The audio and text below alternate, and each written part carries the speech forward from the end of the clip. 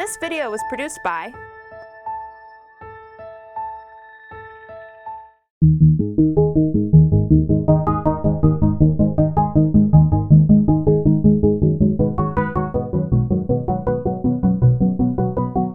Good morning, everyone. It is my pleasure. I'm Alan Levinovitz. I'm in the Philosophy and Religion Department. It's my pleasure to introduce to you our first speaker. You already know, thanks to President Alger, his name is Dr. Koji Tanaka. He comes to us from the University of Auckland in New Zealand, and he assures me that he has adjusted to Midwest time, which is close to Eastern time, if not quite there. So he's going to be as awake as all of us this morning, which I think is admirable, and I'm very grateful to him for having the energy that he seemed to have when he was talking with me this morning. A little bit about him. He's published on an extraordinary range of topics. He's published in an extraordinary range of journals, among them, for those of you who know these journals, Philosophy East and West, the Australasian Journal of Logic, and he's published on everything from Boolean logic to the philosopher that I work on, or the book that I work on, the Zhuangzi. He's published on Chinese philosophy. He's published on Indian Buddhism. Anything that you can imagine that has to do with logic, he's done, and he's done it with luminaries in the field, names that you might recognize, Graham Priest, Jay Garfield. He's co-authored a book called Moonshadows, Conventional Truth in Buddhist Philosophy. He has also written a number of encyclopedia articles and book chapters, among them an article on paraconsistent logic for the Stanford Encyclopedia of Philosophy, which I read because I didn't know what paraconsistent logic was. And I think I understand it now, thanks to his article. And maybe he'll correct me in his lecture, but I think it goes something like this. Dr. Tanaka exists. Okay, you with me so far? Okay. Yes, and this is a good thing. We can all agree. But in certain, say, religions, it might also be important to assert that Dr. Tanaka does not exist. For example, that there is really no Dr. Tanaka. What that means is that Dr. Tanaka exists and Dr. Tanaka doesn't exist. So far, so good? I see some head shaking. Let's assume that as a logical assumption. This is what his article told me to do. So I'm going to trust it. According to classical logic, here's what happens if you assume that Dr. Tanaka exists and Dr. Tanaka doesn't exist. We know that Dr. Tanaka exists. That also means that Dr. Tanaka exists, or all of you can leave this conference. Okay, so that premise is also true. But we also know that Dr. Tanaka doesn't exist. Now, if we apply that to the previous premise, the conclusion is that all of you can leave this conference. And indeed, if you allow that contradiction, according to some forms of logic, any conclusion can be justified. That would allow all of you to leave today. But that would be a bad thing.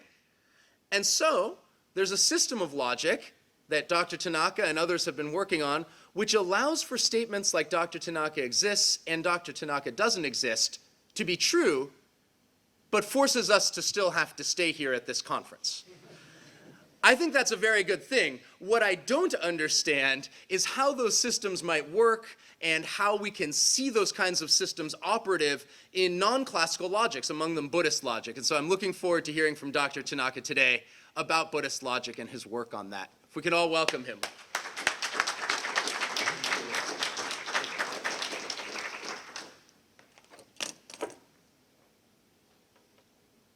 So I just have to power this one on. Does that work? Cool, all right. Okay. So first of all, thank you very much for having me today, and especially to Tracy and Thomas for asking me to, can you, okay, I guess I have to stand here. And thanks to Tracy and Thomas for inviting me to come all the way from New Zealand. And also for thank you for changing the date so that I could actually come here. I think the first email that I received said, we are thinking of having this conference either this day or that day. And my response was, yeah, none of those days work for me, unfortunately. And then a week later, they said, how about this date or that date? And I thought, well, if you are changing the date just for me, I can't say no now. So I thought I'd better actually show up and present something. So what I'm going to be talking about is Buddhist logic. And I'm trained as a philosopher, so I'm not going to talk about this as something religious or anything like that. I'm going to talk as a philosopher and what a philosopher can see in these texts. But I'm actually trained as a computer scientist as well as a philosopher. So I'm kind of really interested to see what everyone else would have to say about logic. And I think this is the very first time that I have been to a conference on the interdisciplinary conference on logic. So I'm very excited about this. And especially coming to a conference like this. A friend of mine was telling me that you start feeling old when you go to a conference and see your friends and then you don't meet anyone else.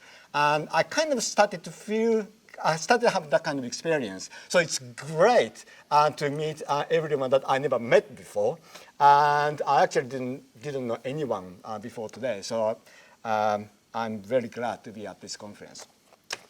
Okay, so this is going to be an introduction to Buddhist logic. So I was kind of thinking of doing something rather tricky, but Tracy and Thomas told me that this is going to be supposed to be introduction. So I'm going to be talking about the introduction, and hopefully my talk going to be less than 45 minutes, so that you're going to have more time for discussions.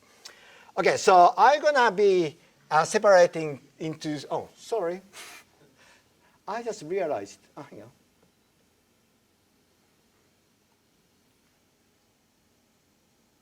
I was supposed to push the button before I start talking. Sorry. And hopefully it's warming up. It is warming up, yes. And I was supposed to be talking while this is happening, and I completely bugged up, sorry. It's a good start, isn't it? There you go, right, okay. So I'm gonna be, is that, hi, excellent.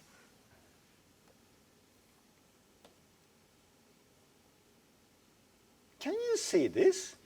You can, all right. I'm the only one who can't really see properly then. All right. Okay, so I'm gonna have 3 sections to my talk. So I'm gonna be basically asking 3 questions as kind of introduction to Buddhist logic. One is, who are the main Buddhist logicians? Who are we talking about when we are talking about so-called Buddhist logic? And the second section is what are their main ideas, or what they say about logic. So the second section isn't really me talking. I mean, it is me who is talking, of course. But it's kind of describing their thought that we can find in the text. And then the third one is basically all me. So that's where I go beyond the text and try to work out what I think they are trying to get at and what benefits we can get from this text. And that's kind of all me trying to understand the implications of following through their thought. So the first question, who are the main Buddhist logicians? Well, there are usually 2 Buddhist logicians people usually talk about. And the first one is Dignaga, and the second one is Dharmakirti. And it was basically Dignaga who basically started talking about logic within the Buddhist tradition. So Buddhist tradition, or Buddhist philosophical tradition, started almost straight after the historical, the Buddha. And that was about the time of the Greeks. So it was about the 500 before the time of Christ. And ever since people were kind of debating about whatever the Buddha said about anything. And it was around the time of Dignaga that people started to pay attention to reasoning and try to understand what we are supposed to be doing when we reason or when we debate. How can we decide who wins the debate? and what are the elements that has to be involved in that. So it was Dignaga who started talking about the issue about reasoning and logic and argument and things like that. And then the crucial figure in Buddhist logic tradition is Dharmakirti, who, despite what people usually say, and you can usually ignore them, just listen to me, and despite whatever the other Buddhist scholars say, it was Dharmakirti who was the very main figure in the Buddhist tradition, because I think Dharmakirti was the most widely read Buddhist philosopher ever. Partly because once we start talking about what counts as a good reasoning, what counts as a good argument, then everyone who was arguing against Buddhist, and there were lots of those who were arguing against Buddhist, had to somehow deal with that argument doesn't work because of this, and that. And so what they had to be able to do is to refute what a Buddhist thought to be a good reasoning. So because of this, Dignaga, or Dharmakirti, or Dignaga was the one who started talking about this kind of thing, and Dharmakirti, who elaborated on it, became the very main figure. So these are the two main figures who we usually talk about when we are talking about Buddhist logic. And the name of the tradition, you don't have to remember this, I'm not going to test you in the end. The name of this tradition is called Pramana. Did it work? No. Pramana. And especially whenever I kind of present a Sanskrit word in front of my students, they always laugh because they feel like they have to remember all of the Sanskrit words. But there is no test today. Lucky for you. Okay, so that's the most. They are the people that I'm going to be talking about mainly. Now, they and Dignaga and also Dharmakirti were the students at a famous monastic Buddhist center called Nalanda, and this was the very first, not the very first university, but this was the very first university who had kind of dormitories on campus. And I don't really know how many people there were in its heyday, but that was the kind of the intellectual center for the Buddhist. And that was destroyed when the Muslims invaded India. And so we know when it ended, although we don't really know when it started. But Dignaga was one of the kind of stars in here. And then Dharmakirti and all of this tradition flourished in Nalanda. Now, if you know anything about Buddhist logic, or if you know anything about Buddhist philosophy, these people aren't the people that you have heard about, I'm guessing. The people someone who you might know something about would be someone like, why isn't my computer working today? Thank you. Nagarjuna, and who never lived for 100 years, by the way. We just don't know when his dates actually are or were. So we think that, people think that, I'm not an archaeologist, so I have no idea. I'm not that interested in the dates. But someone who lived around that time. And whenever I start talking about Buddhist logic, people usually think of me to be talking about Nagarjuna. But that's not the person that I have in mind when I talk about Buddhist logic. So usually people associate Buddhist logic with Madhyamaka school, and the school that Nagarjuna started. Now I'm going to say a little bit about Madhyamaka and Nagarjuna when I talk about the implications of all of this in the end. But when I'm talking about Buddhist logicians, I don't really mean Nagarjuna. I don't think he was a logician at all. Despite what some of my close friends think that Nagarjuna was the main Buddhist logician. I think they don't know what they're talking about. So I'm just going to ignore them, and you can ignore them whenever they start talking about Nagarjuna as the main Buddhist logician. The main Buddhist logicians were Dignaga and Dharmakirti. Okay, so they're the people that I'm going to be talking about. Now, what did they say? So the text that I'm going to be kind of describing are these two texts. One is Pramana Samuccaya, and if you can say this 3 times in a row very quickly, you can leave. So Pramana Samuccaya, and especially if you can conjoin that with Pramana Vartika, then you're going to be fine, I think. And especially if you can say Mula Majjhima Karika, which is the main text of Nagarjuna. So Pramana Samuccaya, Pramana Vartika, and Mula Majjhima Karika, and you can say that 3 times in a row, you're going to be fine. Okay, so what did they say in this text? I'm gonna use as two standard examples to illustrate what they are talking about. And if you, the reason why I mentioned this text is that there is a word which is prominent in the titles of this text, namely Pramana.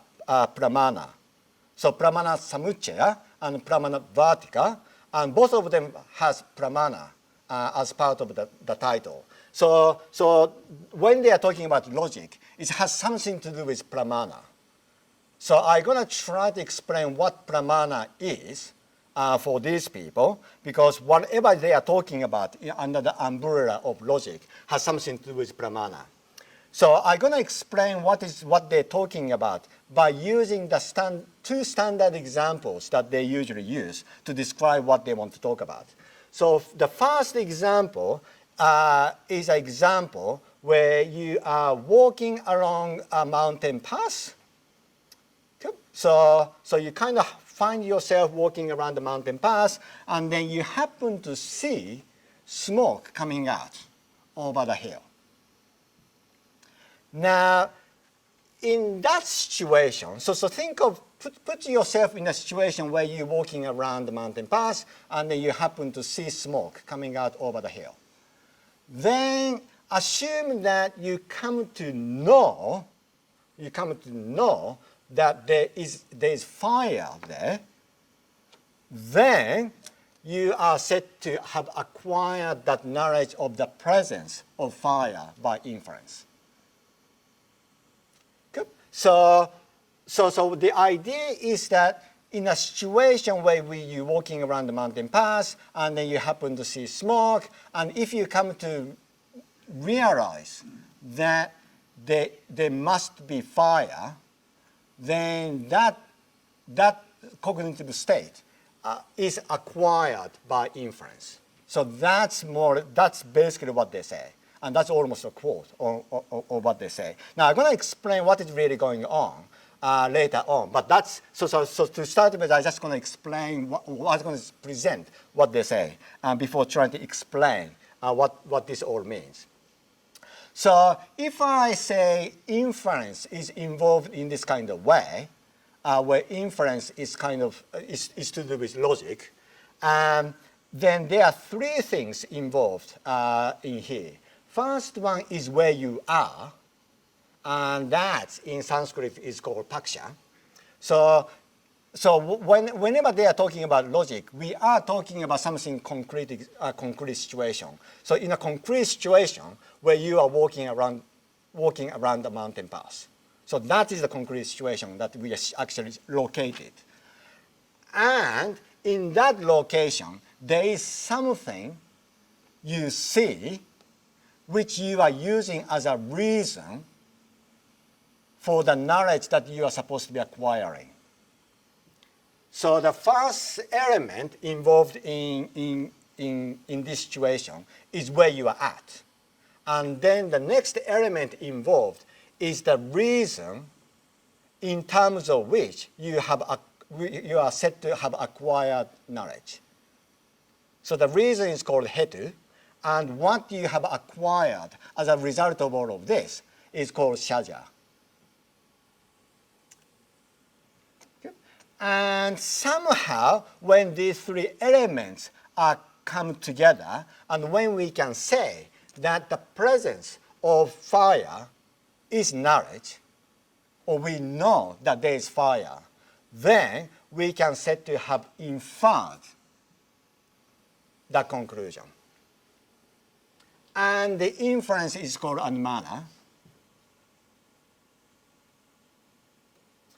And when all of this comes together, and when that relation between the reason, namely in this case smoke, and the fire, which is, if you like, think of that as a conclusion, come together, and the relationship between the reason and the conclusion is inferential, then the presence, the cognitive state that you grasp, the presence of fire, is said to be knowledge.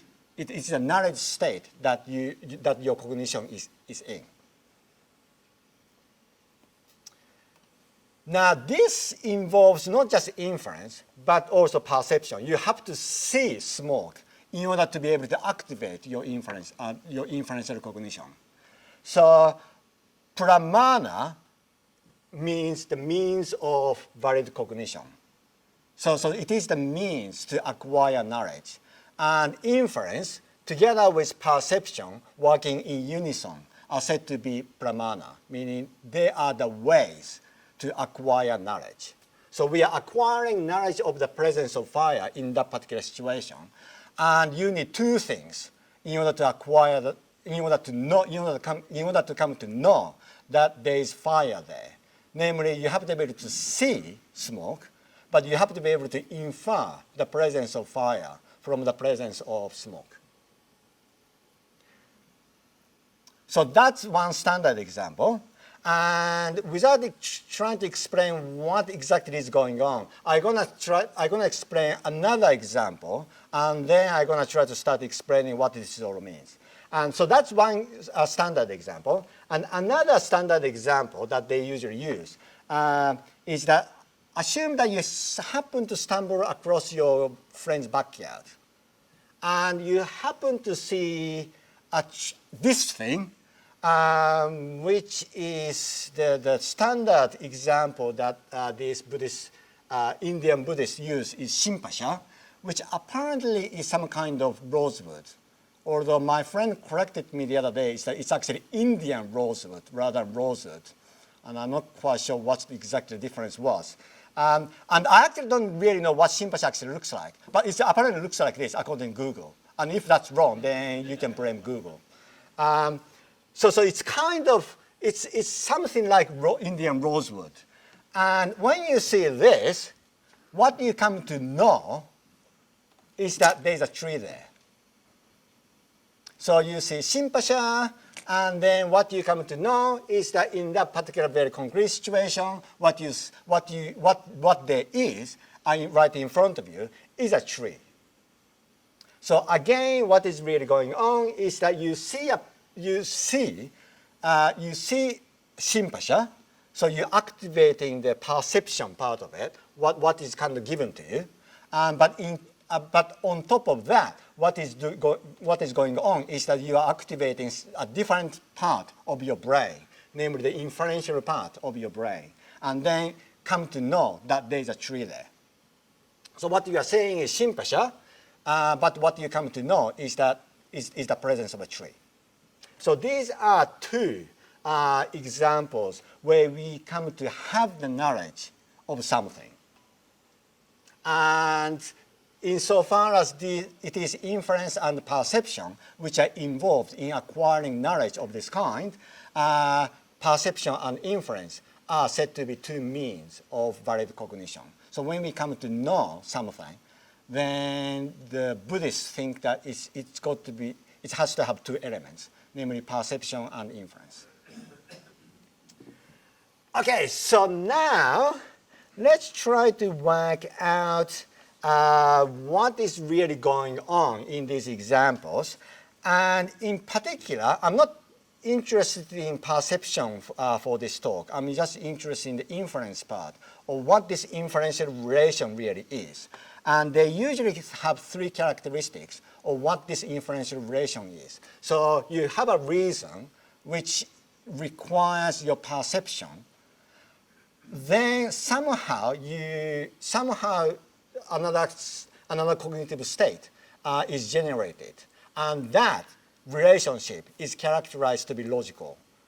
And in order to say that in order to characterize this logical relation, they present three characteristics. And I'm going to explain what those are. But before doing that, whatever those three characteristics are, if you look at these two standard examples, there are two kinds of relations which are subsumed under a logical relation. So one is one kind of relation which is subsumed under a logical relation is a causation.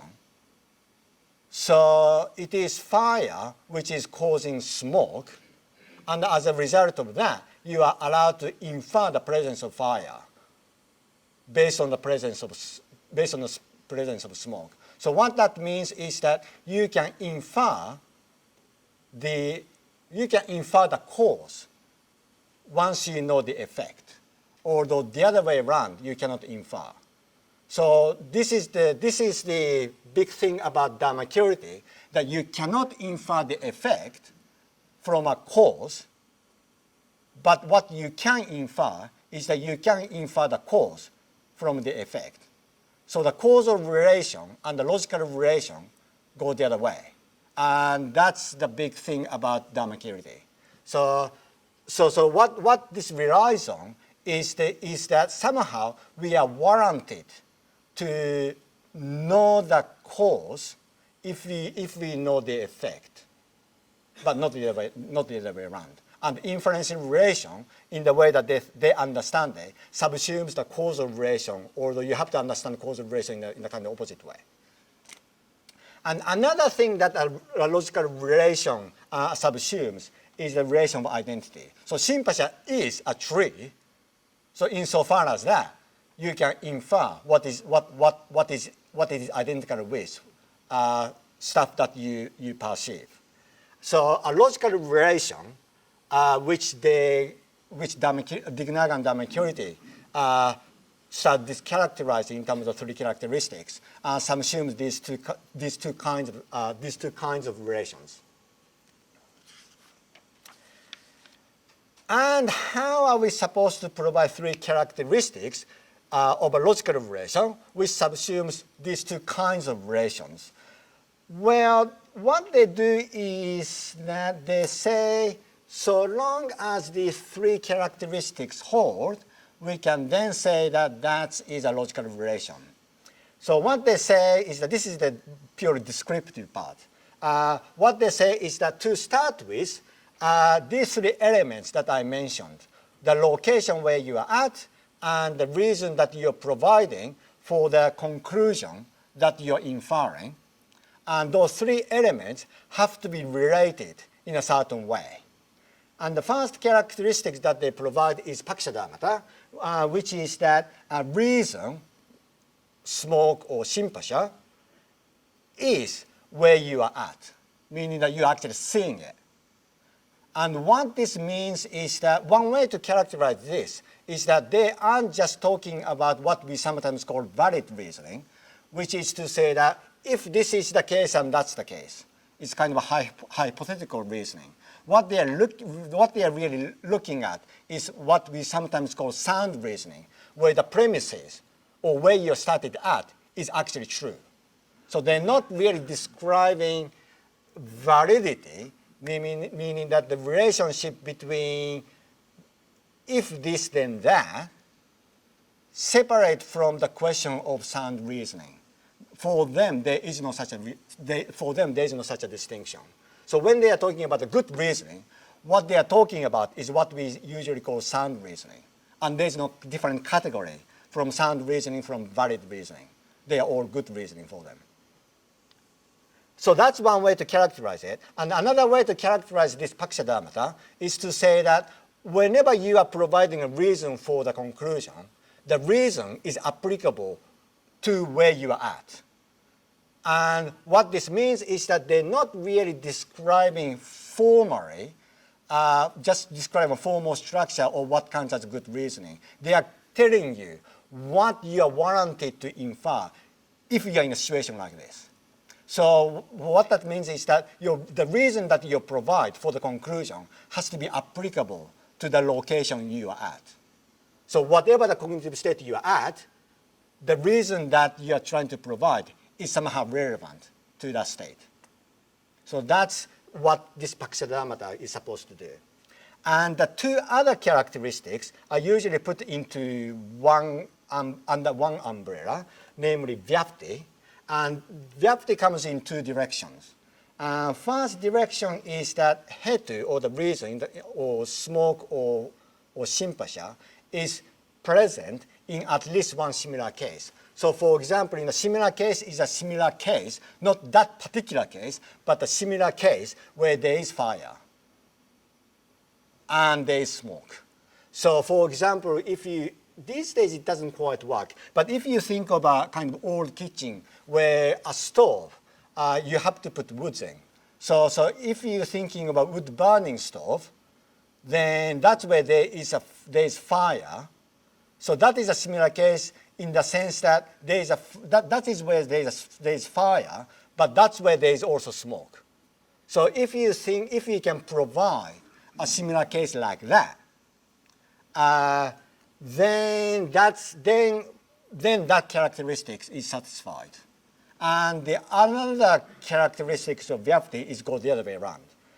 Namely that the reason cannot be present in a dissimilar case. So for example, if you think of a misty lake, where there is kind of smoke, but there actually isn't. So if you think, there isn't in the sense that that's not where there's fire. It's kind of funny to think that there's a fire in Misty Lake. So that is a similar case, and reason, namely in this case smoke, cannot be there. And inferential relation, the relation between reason and the conclusion, has to satisfy these three in order to count any kind of cognitive relation as logical. And so long as the two cognitive states satisfy these three characteristics, then we are said to have pramana. Then inference can be said to be pramana. And as a result of that, we can said to have knowledge. So that's what they say to start with. And then what I'm going to do now is to go beyond the text. So this is what they describe when you look at the Buddhist text on logic. And what I'm going to do now is to go beyond the text, because I'm a philosopher, so I just have to explain what this all means for us, rather than what that means for them. And I can describe in great glorious details as to what this all means for them. And usually that kind of discussion goes, try to work out what exactly is going on in these three characteristics. Especially there's a bit of revolution from Dignaga to Dharmakirti. And so Dharmakirti tries to tighten these three characteristics by doing something quite detailed work about what these three characteristics really mean. And you can kind of see something interesting, as we can say, but I'm not going to do that. What I'm going to do is that I'm going to go beyond the text. So from now on, it's basically me who is talking, rather than Dignaga and Dharmakirti who are talking. And I don't know, and my friends usually think that this is the most boring bit, but I think this is the most exciting bit. So again, I have no idea what they're talking about. Okay, so what are the implications? So basically there are three characteristics which we can summarize into two, namely Pakshadharmata and Vyapti. And what Pakshadharmata is doing is that you're making the reason relevant to the situation you are in. So the main part of logical relation for Buddhist logicians is Vyapti.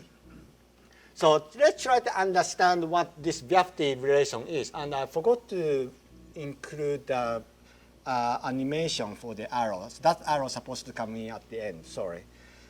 I completely forgot to put that animation there.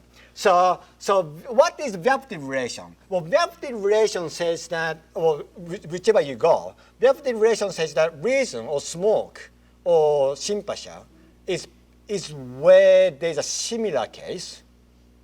Now that is a fact about smoke or sympathy. So there is a factual status that has to obtain when we are talking about reductive relation. But insofar as we are talking about what we can come to know, somehow that fact has to be recognized by us. So whoever is doing the reasoning, we have to recognize that that is a fact. Because if there are lots of facts out there which we don't know anything about. But as a reasoner, if we don't recognize them as facts, then they don't feature in our reasoning. So what that means is that if we are talking about a reasoner, and from a reasoner point of view, what we can say about reasoning, then these are the facts that we have to be able to recognize. So somehow, if there is a fact, in order for it to feature in our reasoning, that fact has to somehow constrain in the way in what we can recognize to be the case. But once we recognize that to be the case, once we recognize that smoke is present in a wood-burning kitchen, in a kitchen with a wood-burning stove, then we have to make some kind of commitment to that recognition, with respect to that recognition. So we can't just recognize, yeah, that's right. But when we are reasoning, there has to be a sense of commitment that we are making about the recognition that we are making. And once we make that recognition, or once we make that commitment, then we can say to have knowledge. And the way in which they like to talk about the criterion of knowledge is that unless we make some kind of commitment, we not that recognition that something is the case doesn't really do anything for us. In order for us to have knowledge, that has to come through in the way we act. So if you like, for all of those philosophers out there, they are basically a pragmatist in the sense that whatever we can set to have knowledge, we can set to have knowledge insofar as somehow we are acting based on it.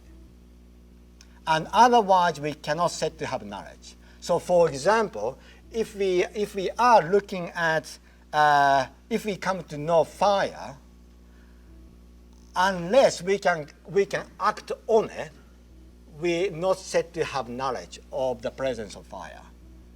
Because whatever we are having, whatever the knowledge we can claim, that is something that has to come through in our action. But once we have knowledge of fire, then that somehow feed in to what facts we can recognize. So that's why there got to be that loop going back, and that has to happen at the end. I didn't realize that I forgot to put the animation there. So for example, if you come to know that there is fire, then you might start seeing some houses up there which are threatened by the fire. But unless you come to know that there is fire, you may not actually even see those, you may not actually see the houses. So you just look at so what all you see is smoke, and then you come to know that there is fire, but that knowledge feeds into what we can see, and now what we can see might be the houses which are threatened by the fire. But before that time, before you infer that there is fire, you may not even see those houses. And I'm sure you have had this kind of experience all the time. You kind of start thinking, oh, that must be this. Wait a minute, there are houses over there. And we have to do something about this. So the knowledge that we acquire do feed into what we see. But once we recognize more facts, then that leads into more knowledge.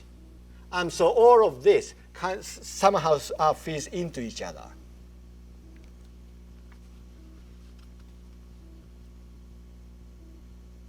Okay, so what I think is really going on here is that I'm just going to use this example because this example is more interesting than the example of identity. So what is going on, I think, is that when there is a fact about the inferential relation, then let's say there is a fact about that relation between that particular smoke and that particular fire. Then what we will have to do as a reasoner is to make a commitment to that fact. And there is a kind of normative relation between that fact, factual status of this reductive relation, and the commitment that we make. But that normative relation feeds into perception, which then feeds into the factual status of whatever we are trying to do. And so inference and perception feeds into each other. And in this way, perception and inference are said to be means of valid cognition.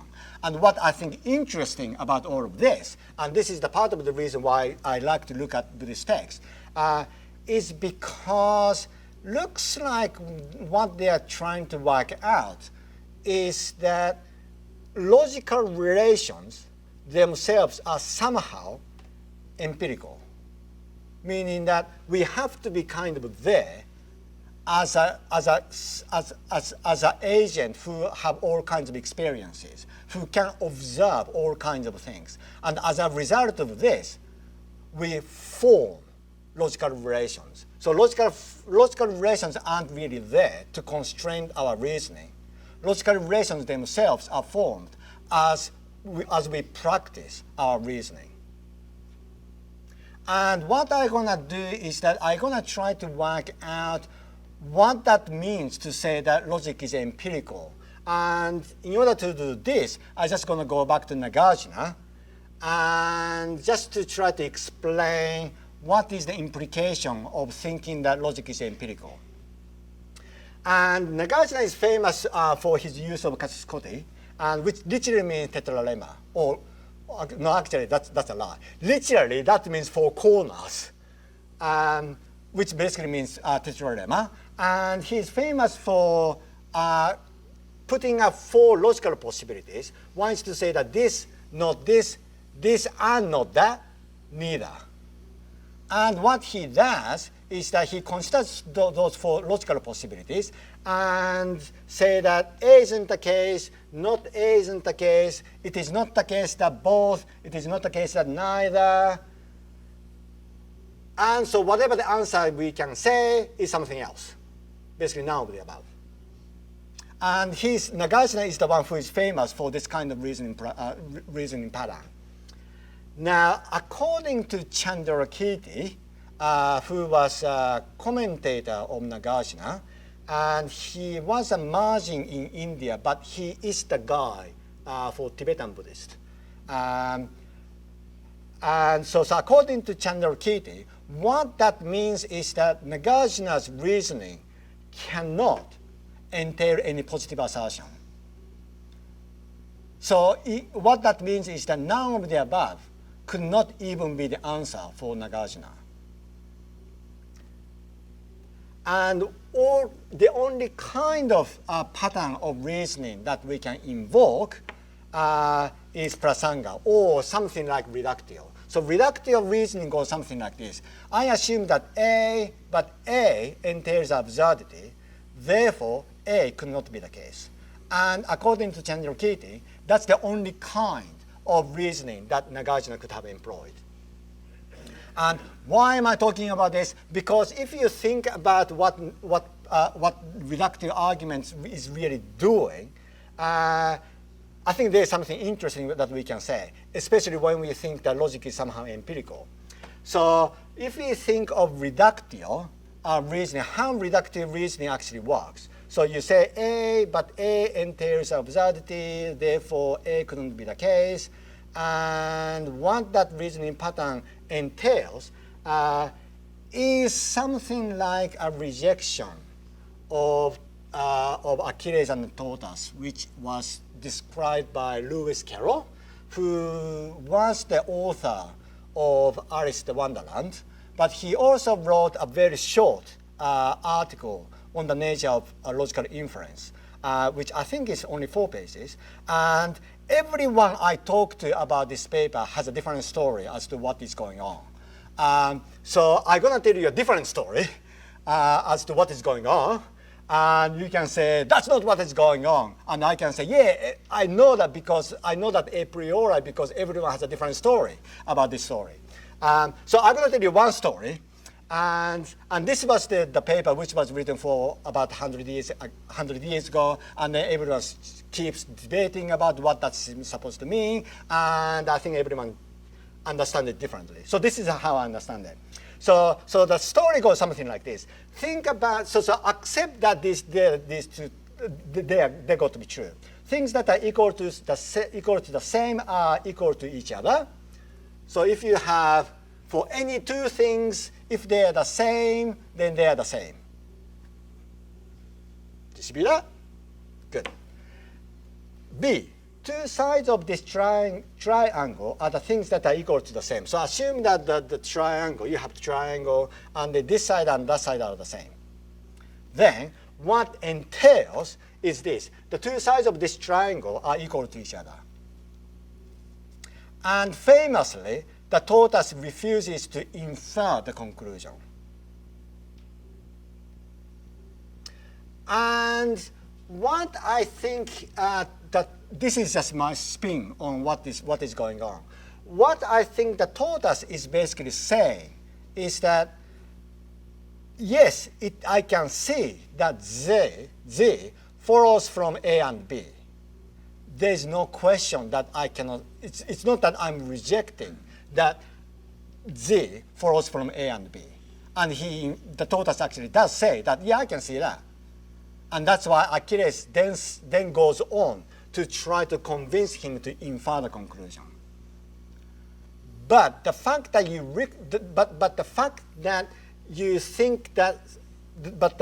that somehow there is a fact about that inference does not mean that I'm forced to make that inference. But what I think the tortoise is doing is to kind of reject that whatever you think that the normative force that inference has doesn't work quite like that. Because the normativity that logical inferences or logic embodies isn't the kind of thing that we has to be constrained by. Logical relations are the things that they are the things that we form as we practice our reasoning. And as a matter of fact, what the tortoise does is to kind of keep practicing reasoning. And what the tortoise does is that, okay, so if you think that Z follows from A and B, then the fact that Z follows from A and B has to be part of the premise. But if you think that has to be part of the premise, then I still wouldn't infer the conclusion, the augmented conclusion. Because now you have to tell me why I have to infer that new conclusion based on these 3 premises. So what he seems to be doing is that he's kind of telling Achilles to practice reasoning, how practice operates. And as a result of that, he's asking Achilles to recognize more logical relations. So what logical relations are doing in this story is something, they are the things that are formed in the practice itself, and not the kind of thing that you can kind of import aside of that particular reasoning practice. And what I think, and what I think is going on in this story is that Lewis Carroll is somehow questioning the status of normativity that logical relations have. So he isn't really rejecting that somehow logical relations are normative. He does think that, I think logical relations are normative. It's just that logical normativity that we're supposed to accept isn't the kind of thing that we can simply import outside of that reasoning practice. So what I think we have to be able to say, if we follow the Buddhist logician along the empiricist line, is somehow to assume that logical relations themselves are formed within the reasoning practice, meaning that logic is an empirical matter, or sometimes called a posteriori matter. What this means is that that is completely against the venerable tradition of logic, where we tend to think that logic is an a priori matter. As a matter of fact, we do think, or philosophers tend to think, that if there is anything a priori, that's got to be logic.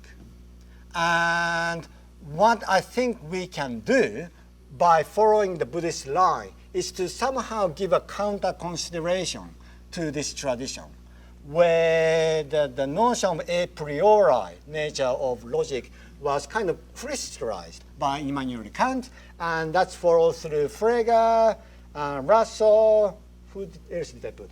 Tarski, but also I guess you can see something of this kind in Aristotle, who started the whole logical movement. And of course, there have been some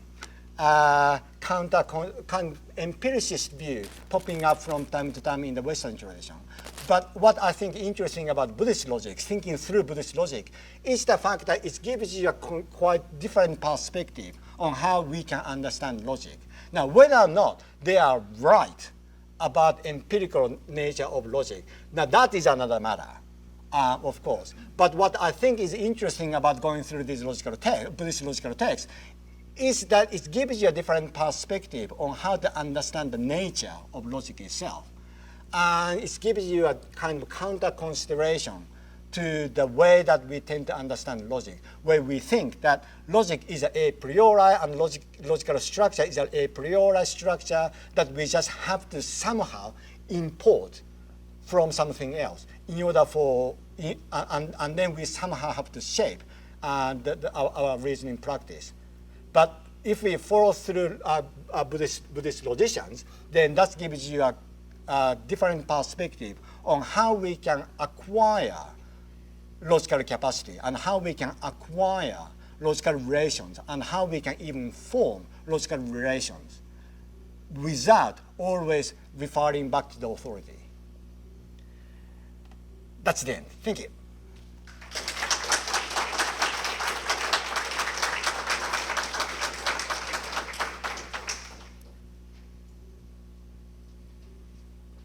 Am I chairing or? Okay, all right. Yes. I'd like to ask a question of clarification for myself. Probably quite naive. That's okay. I'll set up a scenario that may have assumptions embedded in it, and I'll apologize if that's the problem. I'm a Buddhist logician, and I know of a room where I have experienced heat associated with a fire. And I'm the same person, and I know of a room where I've associated heat with chemical reaction between two substances that are in that room. And I know of a room where I have associated heat with a gas oven which was open. And I'm going to call them all heat because I'm not sure if that's the problem right there. And now it turns out they're all the same room. And I'm outside that room and I feel heat coming from that room. Could you just characterize for us what you take as knowledge of what kind of differential process you would use? Okay. So I guess you are inferring heat from fire.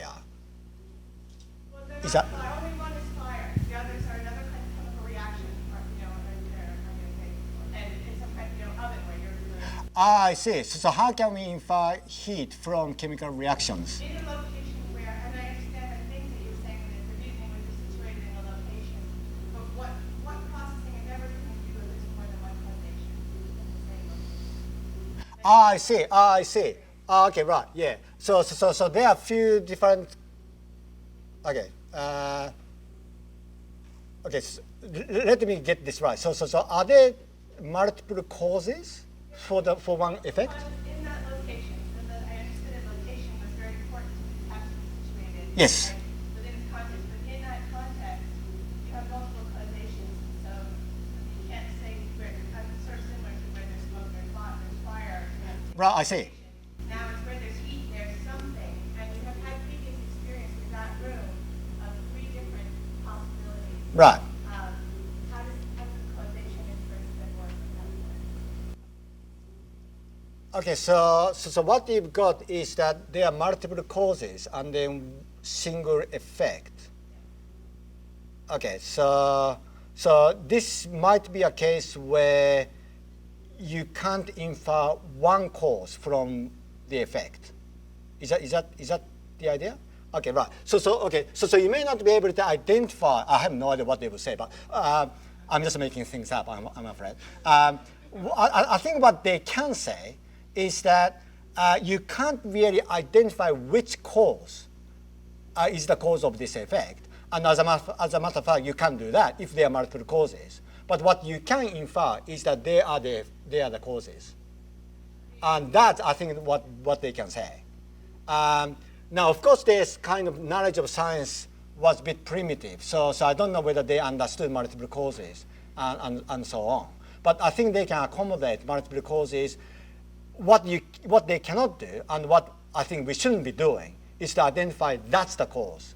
And that's something they cannot do. And I think that's something we shouldn't be doing. But nonetheless, if these causes somehow are causing this one effect, then if we know the effect, then we can infer that these are the causes. Now that I think we can do.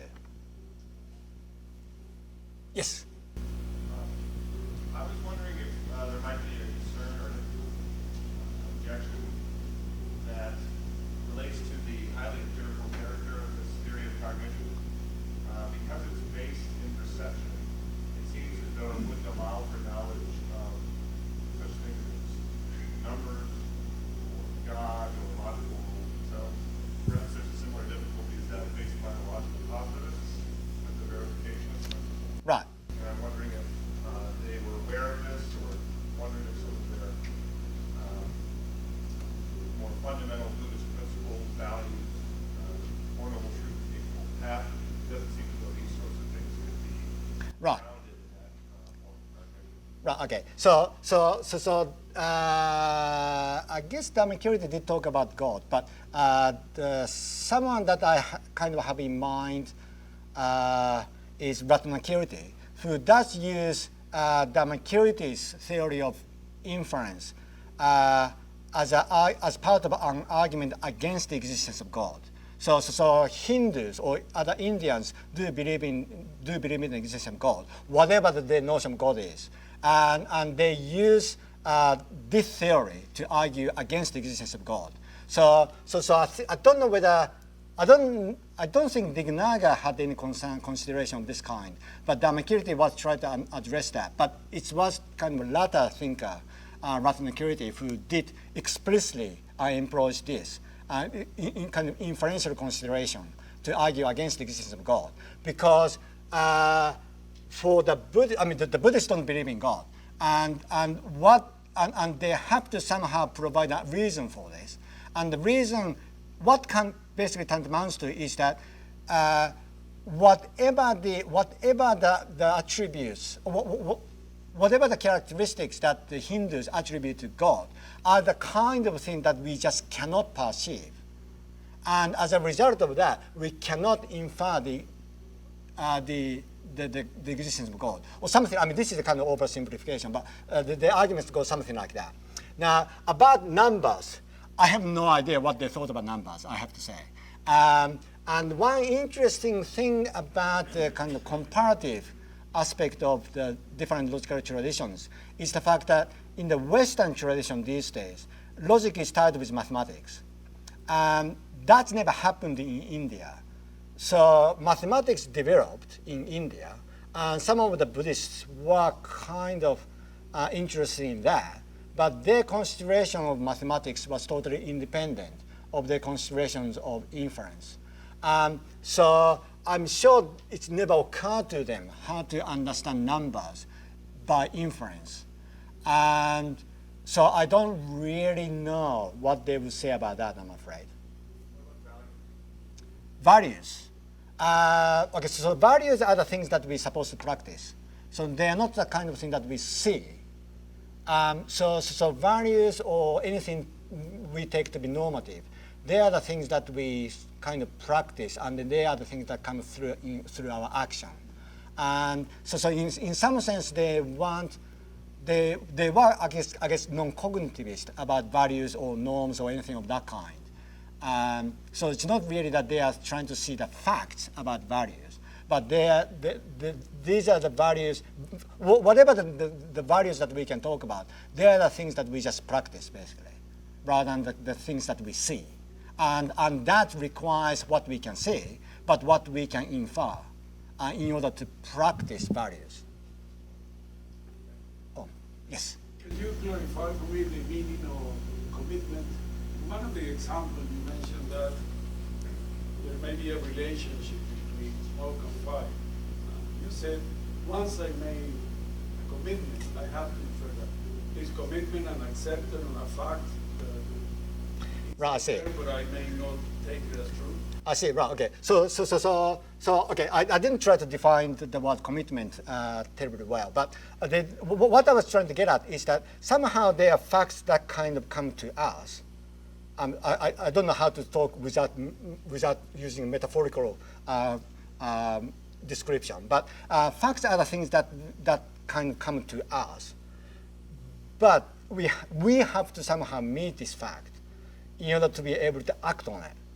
So if we were, if there are lots of facts, and then there might be some kind of facts that kind of just coming at us, but we just cannot be a robot, or we cannot be a zombie in order for us to be agents in this world. There has to be something which we are giving and responding to these facts. And I was using the term commitment as a way of capturing the fact that we have to somehow meet whatever is coming at us. So somehow we have to grasp, or we have to take as a fact, rather than there's a fact. So it's basically the acceptance Right. of a fact that Yes. will allow me to make the inference. That's right. Yes. Yes. With deference to the interdisciplinary nature of what we're attempting to do today, it occurred to me that in business pursuits, specifically in entrepreneurial pursuits, inference is very important. Many people are given the same perception. They all see the smoke in the distance, but what they make of that smoke it generally makes them either a successful entrepreneur or one that doesn't go anywhere. Right. So my question for you would be, is there any work in competitive inference that is specifically salient to this? For example, the ability of some individuals to infer the correct thing and some individuals just gloss over it and accept what the herd does. Is there any work in that field, or is it? I see. Not really, but what I can do say, okay, I now put a Buddhist philosopher's hat. What I can say from a kind of Buddhist tradition, I guess I do have lots of hats, but I just happen to wear Buddhist hat today. So there is a bit of a debate as to what counts as truth. So someone like Chandrakirti, that I talked about as a commentator on Nagarjuna, thinks that what is true is what we just happen to accept. And meaning that there cannot be any debate about what is really true, because that question of what is really true doesn't have any grip. And you can see that why he wants to say this, because whatever the reasoning that we perform doesn't give you anything positive. So what he cannot say is that truth is something that we just have to accept. God damn it, doesn't quite work like that. And so Chandrakirti is one who, well, I guess he was kind of alone in this respect, in many respects. But there is a bit of a debate about what is the truth and what's the role of the truth has to be. And I guess this isn't quite to do with reasoning, or isn't about inference, but I guess you can kind of see the parallel between the debate about truth and the debate about the inference, what inference we should accept, and what truth, well, what is true to start with. And I guess I can say at least that much. I don't know, I'm sure this isn't quite answering your question, but that's all I know from a Buddhist tradition. I was just wondering if it could be found to be congruent or not, but thank you very much, I appreciate it. Thank you. Yes. I want to ask you to say a little bit more about how this provides us a different lens for looking at Western logic. Right. Because the way I'm seeing it, and maybe I'm just missing something, is I hear you saying Buddhist logic is about analyzing how cognitive psychology comes together with causal inference Right. related to sort of acting in the moment. Yes. That's what the focus is. Yes. Why is that not a sort of a different focus from what we typically call Right. formal logic in the West, which is really focused on formal information? Yes. So how does that help us see? Is it that we see that we're just calling something very narrow Right. logic, and that there's this other thing called logic? Aren't they really different? Right, I see. This is kind of related to what I was talking to Jim about this morning while we were walking from our hotel. So one thing people do say, and I guess Jim was kind of saying something like this too, but also someone like Gilbert Herman do think that there are two things usually going on when we are talking about logic. One is some kind of formal structure that we are interested in, which these days is usually expressed mathematically. Another one is what really goes on in your head. And that's what now I can't remember the terminology because Herman likes to use this specific terminology. But let's call it something like reasoning. And reasoning and logic are quite different things. And if you do think that, then one thing I guess I can say from a kind of Buddhist perspective is that, okay, tell me what exactly that, okay, why we think that there has to be a different inquiries. Why isn't the issue of logic is an issue about reasoning? So one thing we can say from a Buddhist perspective, I don't know whether I like to say this. I don't know that I'm committed to this. But one thing I guess a Buddhist logician can say is that what's the point of talking about logic if that is independent of reasoning?